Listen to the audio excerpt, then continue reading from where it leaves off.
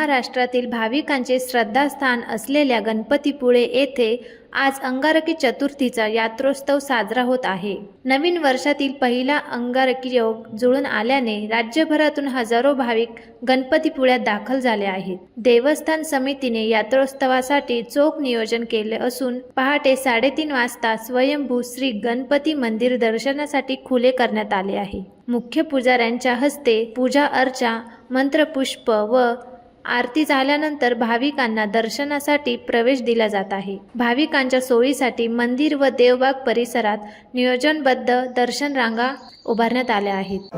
नमस्कार, मी अमित प्रज्ञा प्रभाकर गणवटकर, मुख्य पुजारी संस्थान श्री गणपतीपुळे।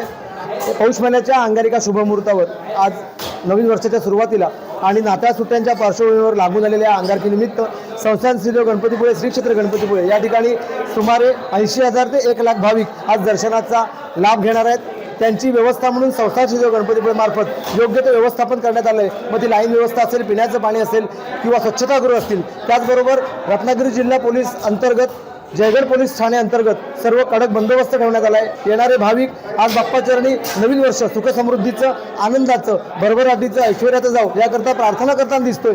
आणि येणाऱ्या वर्षामध्ये शेतीमध्ये देखील सुजलाम सुफलाम असा हा महाराष्ट्र बनावा अशीच प्रत्येकजण प्रार्थना करताना दिसतोय। त्यांची सर्व मनोकामना परिपूर्ण हो हीच आपण आज बाप्पाचरणी प्रार्थना करूया आणि हा अंगारकीच्या शुभमुहूर्तावर सर्वांनी दर्शनाचा लाभ घेऊन आपलं हे वर्ष उत्तम प्रकारे व्यतीत करावं अशा त्यांना शुभेच्छा देऊया। नमस्कार।